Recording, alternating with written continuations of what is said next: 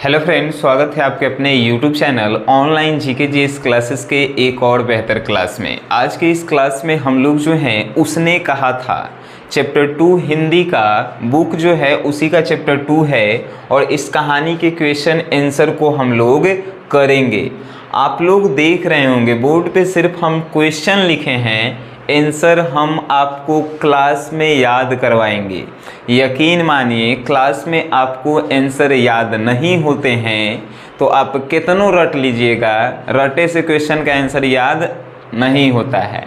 ठीक है, तो आज के क्लास को आप कंटिन्यू देखिएगा। हमें पूरा विश्वास है कि इस क्लास के बाद जो है आप इस चैप्टर के किसी भी क्वेश्चन आंसर को भूल कर नहीं पाएंगे, है कि नहीं। चलिए, सबसे पहला ही प्रश्न है, उसने कहा था।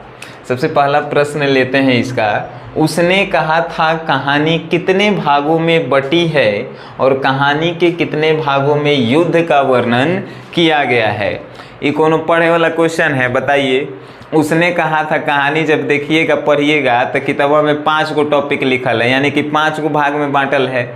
उसने कहा था कहानी कितने भागों में, 5 भागों में बटा हुआ है और इसके कितने भागों में जो है, कहानी के कितने भागों में युद्ध के बारे में सिर्फ कहा गया है, युद्ध के बारे में।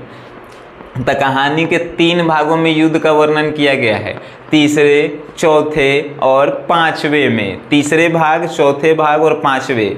यानी क्वेश्चन आपसे पूछा कि कहानी के कितने भागों में युद्ध का वर्णन है, 3 भागों में, तीसरा, चौथा और 5वां। हो गई आंसर, हो गई।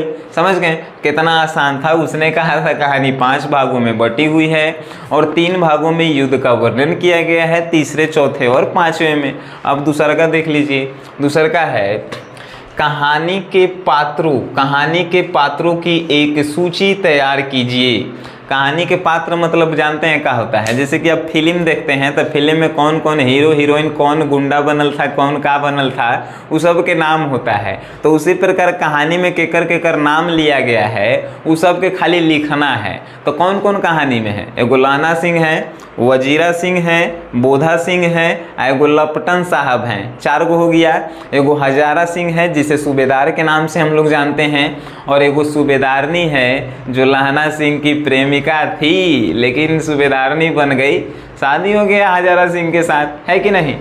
तो कौन कौन कहानी के पात्र आप लोग जान गए, लहना सिंह, वजीरा सिंह, बोधा सिंह, लपटन साहब, सूबेदार जिसका नाम है हजारा सिंह और सूबेदारनी। बस इतना ही तो है कहानी में। और कोई का नाम हुआ है? नहीं हुआ है। कहानी आप सुने होंगे, मेरे जबान से आप सुने होंगे, सब कहानी आपको याद होगा। लिंक डिस्क्रिप्शन में है, जाकर देखिए उस कहानी को। ठीक है, तीसरा क्वेश्चन। तीसरा, लहना सिंह का परिचय अपने शब्दों में दीजिए। किताब में आप क्या पढ़े हैं उससे कोई मतलब नहीं है। लहना सिंह के बारे में आप क्या जानते हैं वो अपन शब्द में लिख के आपको बताना है। ठीक है, कि लहना सिंह कैसन थे। तो मेरे अनुसार हमने अपने शब्दों में इसका आंसर दिया है कि लहना सिंह एक सच्चे ईमानदार व्यक्ति थे। लहना सिंह एक सच्चे ईमानदार व्यक्ति थे जो अपने कर्तव्यों का पालन ईमानदारी पूर्वक और किसी से किए गए वादों को जो है निभाने वाला एक सच्चा व्यक्ति था। का क्या था? तो लहना सिंह जो है एक सच्चा और ईमानदार व्यक्ति था जो अपने कर्तव्यों और वादों के प्रति एकदम पक्का व्यक्ति था। यानी जो उसको काम मिल जाता था वो एकदम करके रहता था और जो वो किसी से वादा कर देता था वो एकदम करता था। लहना सिंह के बारे में आप परिचय दे सकते हैं कि लहना सिंह कैसा था, तो सच्चा और ईमानदार व्यक्ति था। वो अपने कर्तव्यों और वादों के प्रति जो है एकदम पक्का व्यक्ति था। ठीक है, बस इतना ही तो लिखना था। रटने से आप क्या कर सकते हैं, कुछ दिन तक उसको याद भी रख सकते हैं। एग्जाम में जाइएगा इतना सारा क्वेश्चन होता है कि कंफ्यूजन होगा और आप भूल कर आ जाएंगे, उस क्वेश्चन को छोड़कर आ जाएंगे। नेक्स्ट क्वेश्चन की हम बात करते हैं चौथे नंबर प्रश्न की, कि पाठ से लहना और सूबेदारनी के संवादों को एकत्र करें। यानी इस पाठ में जो है संवाद मतलब होता है बातचीत, कि लहना सिंह और सूबेदारनी के बीच जो है क्या क्या बातचीत हुई है उसको एकत्र करना है, इकट्ठा करना है। तो बताइए लहना सिंह का बातचीत कहाँ से स्टार्ट हुआ था? 12 साल की आयु से स्टार्ट हुआ था, जब वे लोग जो हैं एक दुकान पे जाते हैं तो पूछते हैं, लहना सिंह ही पूछता है है कि नहीं। वहाँ से आपको लिखना है लास्ट तक, ठीक है। तो वहाँ से संवाद इकट्ठा करना है कि स्टार्टिंग में जब आता है लहना सिंह तो वो जो है उससे क्या पूछता है, तो हम जो है आपको बताते हैं कि लहना सिंह उससे कहता है कि तेरा घर कहाँ है। तो वो कहती है कि मंगरे में और तेरा फिर कहाँ है। सूबेदारनी पूछती है, फिर लहना सिंह कहता है कि मेरा जो है मांझे में घर है और मैं यहाँ रहता हूँ। तो फिर जो है लहना सिंह पूछता है कि आप कहाँ रहती हैं, तो कहता है कि अतर सिंह के यहाँ, मैं अपने मामा जी के घर। तो फिर लहना सिंह कहता है, तो इस सब बात को एकत्रित करना है। अब कहिएगा कि सर ये सब तो हमको याद करना पड़ेगा, नहीं तो हम भुला जाएंगे। कुछ भुलाए वाला झंझट नहीं है, आपको जितना पाठ से संवाद याद है उतना ही लिखना है। जैसे कि तेरा घर कहाँ है, तो मेरा घर जो है मंगरे में है। फिर जो है लहना सिंह से सूबेदारनी पूछती है कि तेरा घर कहाँ है, तो वो कहता है कि मांझे में है। और फिर लहना सिंह कहता है कि तुम यहाँ किसके यहाँ रहती हो, तो अतर सिंह अपने मामा के यहाँ। तो फिर लहना सिंह बोलता है कि मैं भी यहाँ मामा के यहाँ गुरु बाजार में रहता हूँ।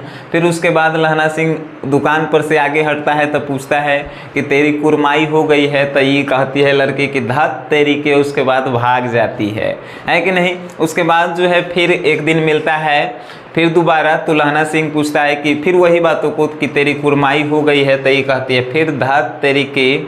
और फिर एक दिन गुस्सा में आकर कह देती है कि हाँ मेरा कुरमाई हो गया है। कुरमाई मीन्स होता है सगाई, है कि नहीं। तो सगाई हो गया है, तो ये जो है फिर एक गुस्सा आता है कि नहीं। उसका भी क्वेश्चन है, उसका भी आंसर हम लोग बताएंगे। तो जितना भी बात किया गया है लहना सिंह और सूबेदारनी के बीच में, वो इसमें लिखना है। बहुत आसान है, आप एकदम लिख सकते हैं। इसमें जितना भी हमने बताया उतना आप लिख दीजिए, सही है। या इतना भी लिख सकते हैं कि लहना सिंह और सूबेदारनी के बीच जो लास्ट वाला बातचीत होता है कि जब सूबेदार कहता है लहना सिंह को, जाओ तुम्हें सूबेदारनी पहचानती है, तो वहाँ पे जाता है तो सूबेदारनी का आवाज़ आता है कि तुमने मुझे पहचाना है। तो लहना सिंह कहता है नहीं। तो तेरी कुरमाई हो गई है कल, हाँ तो कल मेरा कुरमाई हो गया, देख नहीं रहे हो ये लाल सालू। तो इसके बाद जो है बातचीत फिर आगे बढ़ता है, तो उसको लहना सिंह को पुराने दिन याद आ जाते हैं और सूबेदारनी कहती है कि तुम ही पे भरोसा है कि मेरा बेटा जो है, 4 थे लेकिन एक ही बचा हुआ है और वो भी सेना में है, तो उसका रक्षा करना जो है तुम्हारा कर्तव्य है, जिस प्रकार तुमने बचपन में मेरी रक्षा की थी। तो इतना भी आप लिख सकते हैं, बहुत आसान है। ये सब प्रश्न जो है याद करने वाले हैं ही नहीं। नेक्स्ट हम बात करेंगे प्रश्न नंबर 5 की। प्रश्न नंबर 5 क्या है, कल देखते नहीं यह रेशम से कढ़ा हुआ सालू, यह सुनते ही लहना की क्या प्रतिक्रिया होती है। जैसे आप ही से हम एगो पूछते हैं बात कि आप किसी से प्रेम करते हैं, आप एक लड़का हैं और आप किसी लड़की से प्रेम कर रहे हैं, प्यार कर रहे हैं यार, और उससे आप पूछ रहे हैं कि क्या तेरी सगाई हो गई है। वो आपसे कह दे कि हाँ कल मेरा सगाई हो गया है, तो आपका क्या प्रतिक्रिया होगा, बस इतने हमको बताना है। उतना जब आप जान जाएंगे तो इस क्वेश्चन का आंसर आप लिख सकते हैं, समझ गए। तो उसी प्रकार लहना सिंह उस लड़की से प्रेम करता है और बार बार पूछते रहता है कि क्या तेरी कुरमाई हो गई है, मीन्स सगाई हो गई है। तो लड़की कहती है कि हाँ मेरा सगाई कल ही तो हो गया है, देख नहीं रहे हो रेशम का कढ़ा हुआ लाल सालू। सालू मीन्स जो ओढ़ने वाला ओढ़नी नहीं होता है, वही बोल रही है। रेशम का जो है कढ़ा हुआ सालू मेरा है। अभी देख के इतना सुन के लड़का के मन में का विचार आएगा, उतोहनी से अच्छा कौनो नहीं जानता है कि नहीं। तो लहना सिंह वहाँ से उसको दुख होता है, दुख एक बारी गम के गाना लड़का सुनता है, सो वही दुख के कारण। तो वो घड़ी तक गाना नहीं था कि वो गम के गाना सुने, तो उसको दुख होता है, क्रोध आता है। और क्रोध आने के बाद जब वो रास्ते से गुजरते रहता है तो एक लड़का को नाली में ढकेल देता है, मोरी में ढकेल देता है नाली में। उसके बाद जो है एक खोमचे वाले को, वही खोमचा वाला क्या होता है, तो जो माथा पे टोकरी लेके भूंजा उंजा या फुचका उचका नहीं बेचता है, सब उसी को कहते हैं खोमचे वाले। तो उसका पूरा कमाई जो है वो भुला देता है। उसके बाद जो है एक गोभी वाला गोभी बेचता है ठेला पे, तो उसमें जो है दूध उड़ेल देता है, यानी दूध ओकर ठेलवे पे ढार देता है। और एगो लड़की वैष्णवी नाम के आती है, नहा धोआ के आती है, तो ओकरे से जो है जाके टकरा जाता है। तो वो लड़की कहती है कि आंधर है का, ई प्रतिक्रिया होता है किसका, तो लहना सिंह का जो है ये प्रतिक्रिया होता है। ठीक है, यही आपको लिखना है, बस कितना आसान था, ये मेराटे वाला बात है।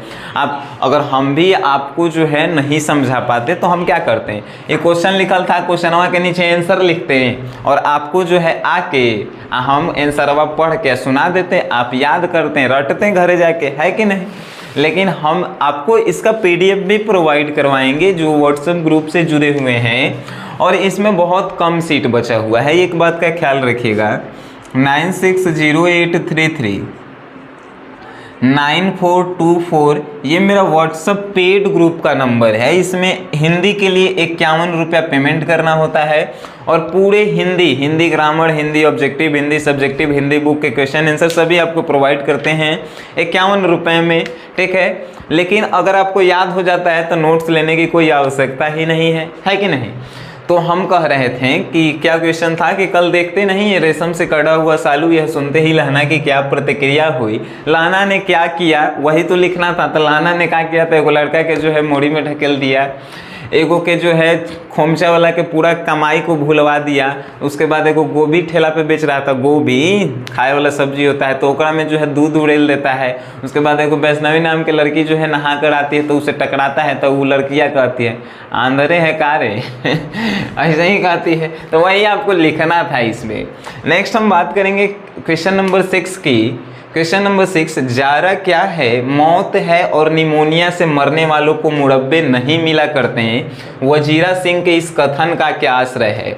मुरब्बा मतलब कि हमने के तरफ, बिहार के तरफ होता है मुरब्बा, मतलब कि खाए वाला मुरब्बा जो बनता है कहाँ से, भतुआ से बनता है कि नहीं, भतुआ से बनता है मुरब्बा, चीनी में पाग करके। तो यहाँ पे मुरब्बे का मतलब है कि नहर के पास का जमीन होता है। इस कहानी में मुरब्बे का मतलब है कि नहर के पास का जमीन होता है। ठीक है, लेकिन हमने के तरफ दूसर होता है, इस बात का ख्याल रखिएगा। तो ये एक वाक्य है कि जारा क्या है, मौत है और निमोनिया से मरने वाले को मुरब्बे नहीं मिला करते। वजीरा सिंह ये कह रहे हैं, तो इसका मतलब क्या है, इसका मतलब इस लाइन के पूरे का मतलब क्या है। तो इस लाइन का हम मतलब आपको समझाते हैं। जैसे कि बोधा सिंह को रक्षा करने के लिए सूबेदारनी ने उसे कहा था, तो बोधा सिंह के रक्षा करने के लिए सूबेदारनी ने लहना सिंह से कहा था। तो लहना सिंह क्या था कि अपना जो है जैकेट उतार के जारा के दिन में, जारा मतलब ठंड, तो जारा के दिन में जैकेट उतार के बोधा सिंह को दे देता था। अपना जो है बिस्तर उठा के और बोधा सिंह को जो है उस पे सुलाता था। ठीक है, तो यही बात देखकर वजीरा सिंह लहना सिंह से कहते हैं कि जारा क्या है, मौत है, यानी जारा से जो है आदमी के मौत हो जाता है। और जब जारा से जब देखिए ठंड लगेगा तो आपको निमोनिया नाम की एक बीमारी होगी।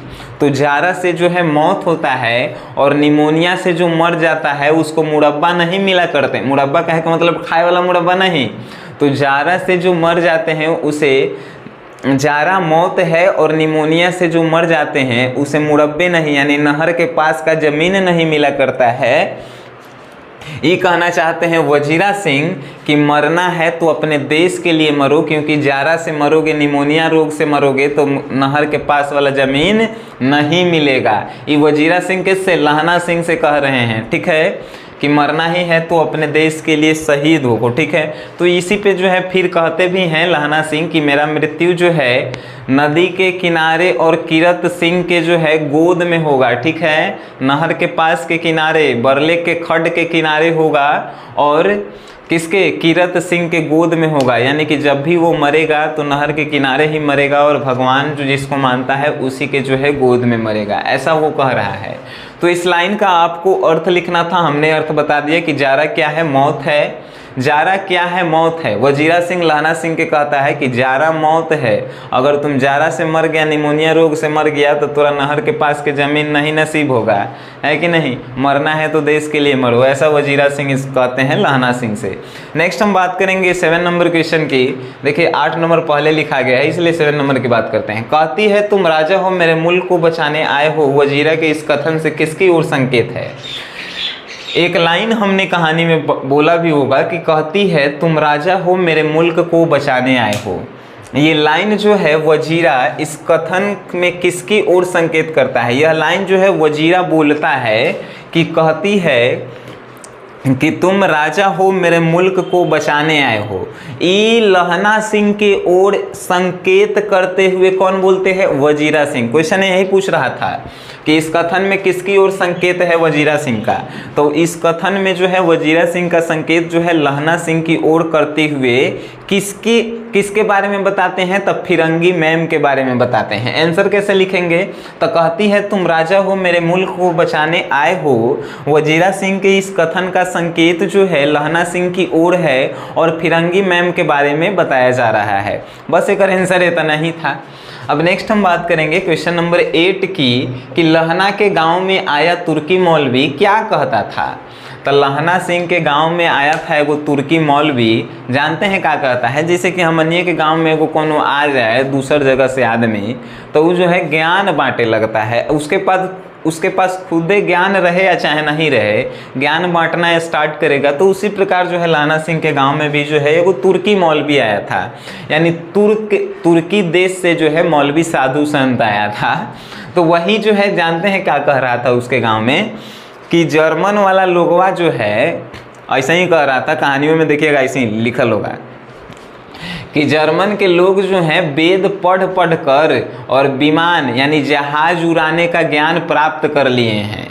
जर्मन के लोग जो हैं बड़ी तेज है, वेद पढ़ के जहाज विमान उड़ाने का ज्ञान प्राप्त कर लिए हैं। और वो लोग जर्मन के लोग गौ हत्या नहीं करते और भारत में आएंगे तो गौ हत्या को जो है समाप्त कर देंगे। ये कौन कहता है? तुर्की के मौलवी कहता है। तो लहना सिंह जो है इसी पे तंज कसते हुए उस मौलवी का जो है बात करते हैं कि तुर्की के मौलवी तो ऐसे ही से कहता था जर्मनी वाला, तोहनी के जर्मनी वाले के पास जो है दिमागे नहीं है। काहे कि लप्टन सिंह के भेष में आया था जर्मनी के एगो जो संचालक था पूरे सेना का, वही आया था, तो ओकरा भी दिमागे नहीं था, है कि नहीं? तब जो है मौलवी का याद पड़ता है लहना सिंह के कि लहना सिंह अपने गांव में जो तुर्की का एगो मौलवी आया था वो कह रहा था कि जर्मनी वाला बड़ा तेज है, वो सब तो एकदम वेद पढ़ के जो है विमान उड़ाने का जो है ज्ञान प्राप्त कर लिया है और गौ हत्या नहीं करता है सब, और गौ हत्या नहीं करता है सब, और भारत में आएगा तो गौ हत्या को समाप्त कर देगा। यही था, तुर्की मौलवी यही कहता है। अब बात करते हैं हम क्वेश्चन नंबर 9 की। नेक्स्ट क्वेश्चन होगा, हमें यकीन है कि आप लोगों को जो है ये क्वेश्चंस का आंसर जो है पूरे कंठस्थ आपके दिमाग में बैठ रहे होंगे और इस वीडियो को देखने के बाद है तुरंत अपना आंसर जो है लिखना स्टार्ट करें, क्योंकि लिखेंगे तो और आपके जो है दिमाग में फिट हो जाएंगे। हम आपको नोट्स प्रोवाइड भी करेंगे जो व्हाट्सएप पेड ग्रुप से जुड़े हुए हैं, ठीक है। अब हम बात करते हैं लहना सिंह का दायित्व, बोध और उसकी बुद्धि दोनों ही स्प्रेनीय है, इस कथन की पुष्टि करें। स्प्रेनीय कहने का मतलब कि सराहनीय है, ठीक है। तो लहना सिंह का दायित्व मतलब कि काम, बोध और उसकी बुद्धि, तो इसका मतलब क्या है? इस कथन का जो है पुष्टि करना है। पुष्टि यानी बताना है इस कथन का मतलब क्या है कि लहना सिंह का दायित्व, बोध और उसकी बुद्धि दोनों ही स्पृहनीय है यानी सराहनीय है। कैसे? तो लहना सिंह किसी भी काम को अपने अंडर में लेता था तो उसको संपूर्ण करके ही छोड़ता था और एकदम समुचित बुद्धि का अपना वो उपयोग करता था। इस कथन का यही मतलब है कि लहना सिंह किसी भी कार्य को अपने अंडर में लेता था तो उसको बिना संपूर्ण किए हुए ईमानदारी पूर्वक संपूर्ण करता था और बिना संपूर्ण किए हुए नहीं छोड़ता था, और उस कार्य को संपूर्ण करने में अपने तेज बुद्धि का जो है है समुचित उपयोग किया करता था। बस इतना ही का आंसर था। समझें कि नहीं आप? फिर से एक बार हम समझाने का प्रयास करेंगे कि लहना सिंह का दायित्व कहने का मतलब है कि लहना सिंह किसी भी कार्य को अपने अंडर में लेता था तो उसको पूरी ईमानदारी से जो है ख़त्म करता था और अपने पूरे ये तेज बुद्धि का जो है उपयोग किया करता था उस कार्य को करने में। यही इस कथन का जो है अर्थ है। ठीक है, अब हम बात करेंगे 10वां नंबर क्वेश्चन की, जो आपको देखने में बहुत हार्ड लग रहा होगा, बहुत आसान है। जैसे कह रहा है कि प्रसंग एवं अभिप्राय को बताएं। प्रसंग एवं अभिप्राय, प्रसंग मतलब होता है क्या? तब प्रेम प्रसंग के बारे में सुने हैं? प्रेम प्रसंग, प्रसंग मतलब होता है साथ, ठीक है, बंधन जिसको बोलते हैं। तो अभिप्राय मीन्स होता है उसका मतलब क्या है। तो एक है लाइन लिखा गया है इसके नीचे कि मृत्यु के कुछ समय पहले स्मृति बहुत साफ हो जाती है, जन्म भर की घटनाएं एक एक करके सामने आती है, सारे दृश्यों के रंग साफ होते हैं, समय की धुंध बिल्कुल उन पर से हट जाती है। एक बार फिर से आप लोग रिपीट कर रहे हैं, मृत्यु के कुछ समय पहले स्मृति बहुत साफ हो जाती है। चलिए इसको हम लोग बताते हैं। संबंध जो है, इस पूरे वाक्य का संबंध जानते हैं किससे है? तो इस पूरे वाक्य का प्रसंग जो है, संबंध जो है मृत्यु से है। ठीक है, मृत्यु से है। अब ये समझ गए, तो मृत्यु के कुछ समय पहले स्मृति बहुत साफ हो जाती है। स्मृति मीन्स होता क्या है? तो आपके आने वाले जो है स्मृति मीन्स, स्मृति चिन्ह नहीं देखे होंगे कोनो के मूर्ति बना के, तो स्मृति मीन्स होता है कि फिगर आपके सामने आने लगता है। ठीक है, तो मृत्यु के कुछ समय पहले यानी मरे के 2-4 मिनट पहले जो है आपके सामने आपके बचपन के सभी चित्र जो हैं सामने आने लगते हैं कि हमने अपने बचपन में कैसे दिन गुजारे थे। मेरा बीता हुआ सभी कल जो है आपके सामने आने लगते हैं मृत्यु के कुछ दिन पहले। जब हम लोग भी मरेंगे, आप लोग भी मरेंगे, तो हम लोग को एक्चुअल में याद आने लगता है पुराना दिन कि ऐसे हम लोग किए थे, ऐसे किए थे। ये सब सबके साथ होता है। तो मृत्यु के कुछ समय पहले स्मृति बहुत साफ हो जाती है, यानी बचपन की सभी यादें जो हैं हमारे सामने प्रकट हो जाती है। जन्म भर की घटनाएं एक एक करके सामने आने लगती है। जन्म भर जितना हम लोग जिंदगी जिए सभी की घटनाएं एक एक करके याद आने लगती है। सारे दृश्यों के रंग साफ हो जाते हैं। जितने भी दृश्य आप देख रहे हैं अपने मन में सभी साफ हो जाते हैं कि लोग मेरे बारे में क्या सोचते थे, हम क्या किए हैं अपने लोगों के लिए। उसके बाद समय की धुंध बिल्कुल उन पर से हट जाती है और समय का जो धुआं उनके आंखों के ऊपर चढ़ा होता है वो हट जाता है। अब कहेंगे कि इसका आंसर हम कैसे लिखेंगे? चलिए इसका आंसर हम लोग लिखते हैं। आंसर लिखने का बात है तो इस पूरे वाक्य का प्रसंग जो है मृत्यु से है, ऐसे लिखेंगे हम लोग। 10वां नंबर क्वेश्चन का उत्तर लिखेंगे और लिखना स्टार्ट करेंगे कि इस पूरे वाक्य का संबंध जो है मृत्यु से है और मृत्यु के कुछ समय पहले आपके जीवन भर के जितने भी जीवन भर के जितने भी जो हैं दिन आपको याद आने लगते हैं और जितने भी समय की पट्टियां जो है आपके नज़रों पे पड़ी होती है वो सब साफ साफ दिखाई देने लगती हैं। बस इतना ही एक आंसर था। अब हम 11 नंबर बात करेंगे, मर्म स्पष्ट करें। मर्म मीन्स होता है दर्द। ठीक है, तो दर्द स्पष्ट करना है। दर्द कैसे स्पष्ट करेंगे? तो एक लाइन लिया गया है क नंबर। मर्म 2 को स्पष्ट करना है। क पहले देखते हैं। अब के हार में यह आम खूब फलेगा, चाचा भतीजा दोनों यहीं बैठकर आम खाना, जितना बड़ा भतीजा है उतना ही यह आम है, जिस महीने उसका जन्म हुआ उसी महीने में मैंने इसे लगाया था। एकर जानते हैं, एकर दर्द जो है लहना सिंह अपने अंदर का दर्द जो है वजीरा सिंह से प्रकट कर रहा है। मरने के कुछ समय पहले जब उसको गोली लगा था तो उस समय लहना सिंह जो है वजीरा सिंह से अपना दर्द प्रकट कर रहा है कि अब की बार जो आम के पेड़ हम लगाए हैं घरे वो आम खूब फलेगा। फिरंगी मैम के यहाँ जो आम का पेड़ लगा था तो अब की बार जो है अब की साल में आम खूब फलेगा, चाचा भतीजा, माने कि वजीरा सिंह और बोधा सिंह के बारे में कह रहा है लहना सिंह कि दोनों चाचा भतीजा जो है खूब आम खाना सब, और जब जो है तुम्हारे भतीजा, जितना बड़ा तुम्हारा भतीजा है उतना ही बड़ा जो है अभी आम का पेड़ है, लेकिन अब की साल खूब फरेगा और चाचा भतीजा खूब बैठ के खाना, और जितना बड़ा आम का पेड़ है उतना ही बड़ा जो है क्या है, तो उतना ही बड़ा भतीजा है, क्योंकि जब जिस महीने में उसका जन्म हुआ था उसी महीने में आम का पेड़ जो है यह हमने लगाए थे। ऐसा जो है वो अपना दर्द जो है वजीरा सिंह से प्रकट कर रहा है कि अब की साल फिरंगी मैम के यहाँ जो आम का पेड़ है वो बहुत फरेगा, बहुत फरेगा। चाचा भतीजा दोनों यानी वजीरा सिंह बोधा सिंह मिल के खूब खाना, जितना बड़ा तुम्हारा भतीजा है बोधा सिंह उतना ही बड़ा जो है क्या है, तो आम का पेड़ है, क्योंकि जिस महीने में उसका जन्म हुआ था उसी महीने में जो है क्या हुआ था, तो वो पेड़ लहना सिंह लगाए थे। अब हम बात करते हैं नेक्स्ट 11 नंबर के ख क्वेश्चन की, कि अब घर जाओ तो यह कह देना कि उसने जो मुझे कहा था वो कर दिया मैंने। अब कह रहे हैं वजीरा सिंह से लहना सिंह कि जाओ घरे जब जाना तो उसे कह देना कि जो उसने कहा था वो कर दिया मैंने। ठीक है, तो वो जब मृत्यु के नज़दीक होते हैं आदमी, लहना सिंह मृत्यु के नज़दीक ही थे, तो उनको अपने प्रेमिका की याद आती है, सूबेदारनी की, कि उनके बातों को जो है वो याद करते हैं, और वो वजीरा सिंह से कहते हैं कि तुम घरे जब जाना तो सूबेदारनी से कह देना कि जो तुम कहे थे वो जो है लहना सिंह कर दिया है।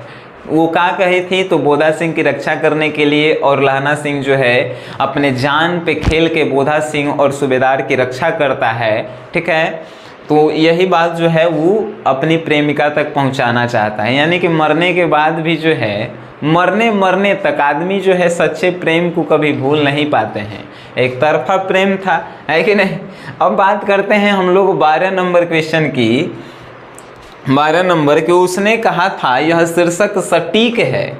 जैसे कि कहानी में जो है हम क्वेश्चन को शॉर्ट करके लिखे हैं, लेकिन जो है क्वेश्चन हम पूरे आपको जो है पढ़ के सुनाते हैं क्वेश्चन क्या है।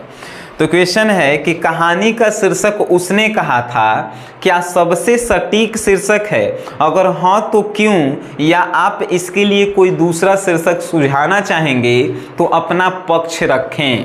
तो नहीं, हमें जो है देखिए, हमको ज़्यादा जो है आंसर को लंबा नहीं करना है। ठीक है, तो हम इसका आंसर यही देंगे कि उसने कहा था शीर्षक एकदम सटीक आंसर है, एकदम सटीक शीर्षक है। क्यों? क्योंकि जब लहना सिंह जो है उसने कहा था, बार बार उसका जो है याद आ रहा था लहना सिंह को कि उसने हमको ये करने के लिए कहा था, उसने हमको बोधा सिंह की रक्षा करने के लिए कहा था, उसने हमको जो है ऐसे कहा था वैसे कहा था। तो एकदम सटीक आंसर है उसने कहा था। अब पूछेगा उसने कहा था शीर्षक जो है सटीक है, तो हम लोग कहेंगे कि हाँ उसने कहा था शीर्षक सटीक है। क्यों? तो इसलिए क्योंकि बार बार लहना सिंह को उसने कहा था अपनी प्रेमिका का बात जो है याद आता था। ठीक है, जिसके कारण इसका शीर्षक जो है एकदम सटीक है उसने कहा था। अब हम बात नेक्स्ट क्वेश्चन की करेंगे, लास्ट और ये जो है सबसे इंपॉर्टेंट क्वेश्चन है। क्वेश्चन क्या है कि उसने कहा था कहानी का केंद्रीय भाव क्या है, वर्णन करें। केंद्रीय मतलब समझते हैं, यानी कि पूरे कहानी का निचोड़ आप क्या देना चाहते हैं। निचोड़ कहने का मतलब कि पूरे कहानी का दो चार वाक्यों में जो है समझाएं क्या होगा। तो पूरे कहानी का निचोड़ यही है कि उसने कहानी का केंद्रीय भाव यही है कि आप किसी भी काम को कितने ईमानदारी पूर्वक करते हैं और किसी से किया गया वादा आप कितने ईमानदारी से निभाते हैं।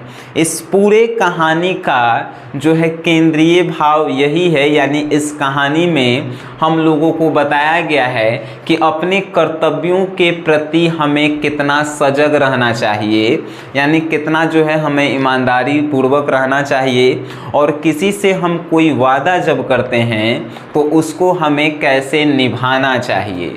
जैसे कि जब सेना में गया लहना सिंह तो अपने पूरे कर्तव्यों का पालन जो है ईमानदारी पूर्वक किया। अकेले दम पे जो है उसने अपनी सेना को बचाई और जो उनके प्रेमिका थी उनसे जो वादा करके आए थे कि हम आप मरते दम तक जो हैं आपके बच्चे बोधा सिंह और सूबेदार की रक्षा करेंगे, तो ये जो है अपना वादा भी जो है एकदम ईमानदारी के साथ निभाता है। तो इसका केंद्रीय भाव भी यही है कि इस कहानी का केंद्रीय भाव यही है कि आप कितने अच्छे से अपने कार्यों को, ईमानदारी से अपने कार्यों को करते हैं और किसी से किए गए वादे को कितने अच्छे से निभाते हैं। इस कहानी का केंद्रीय भाव यही है। इस कहानी के सभी हमने क्वेश्चन आंसर को सुनाए, ठीक है। हमने ऑब्जेक्टिव रिलेटेड यानी कि इस कहानी से जो है हमने 3 वीडियो बनाया है। पहला कि इस कहानी के सारांश को आपके सामने हमने प्रकट किया है कि कैसा ये सारांश है। पूरा उस वीडियो को आप देखते हैं तो वो आपको याद हो जाएंगे, लिंक इन डिस्क्रिप्शन। दूसरा कि इस कहानी से कौन कौन से ऑब्जेक्टिव के प्रश्न पूछे जाते हैं वो जो है आपको प्रोवाइड किया गया है, लिंक इन डिस्क्रिप्शन। और लास्ट जो है यही वीडियो है कि इस कहानी से कैसे क्वेश्चंस पूछे जाते हैं और कौन कौन से क्वेश्चन पूछे जाते हैं। हमें यकीन नहीं, पूरा विश्वास है आज के क्लास में कि आपको ये पूरा कहानी का क्वेश्चन आंसर दिमाग में सेट हो गया होगा और आज के बाद आप भूल ही नहीं सकते हैं। बस आपको अगर याद हुआ है, कुछ नहीं करना है, शेयर का एक वो ऑप्शन दे ले रहता है, बस शेयर आपको करना है। सब्सक्राइब और लाइक पढ़े वाला लड़का रहता है तो वो कर ही देता है, काहे कि जिसको नहीं पढ़ना है वो करबे नहीं करेगा, वो करके क्या करेगा। लेकिन आपको पढ़ना है तो आप कर सकते हैं, ठीक है। लेकिन वीडियो देखें तो मेरे तरफ से उसके लिए धन्यवाद।